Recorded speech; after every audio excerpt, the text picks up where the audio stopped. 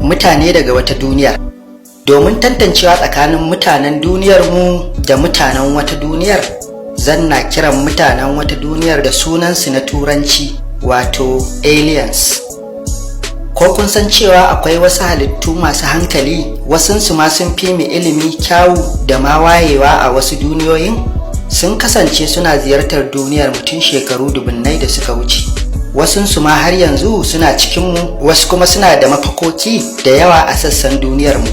A wannan bidiyon za mu duba mu ga siffofin wasu daga cikinsu, musamman waɗanda mutane suka fi gani da mu'amalanta.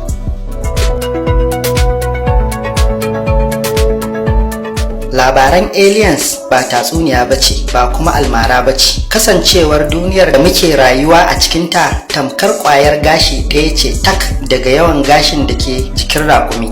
Wannan ba wani abin mamaki ba ne don an samu wasu mutane a wasu duniyoyi, kamar yadda Allah mai girma da ɗaukaka yake yawan ambatan sammai a Alƙur'ani, yake kuma alaƙanta su da wanzuwar halittu a cikinsu har ma da al'arshinsa. Duk abin da idanu suka gani baro-baro kuma jiki ya taɓa shi, to ba zai yiwu a ce babu shi ba. Ɗaruruwan mutane a faɗin duniya kullum suna tabbatar da gani ko ma mu'amalantar halittun aliens.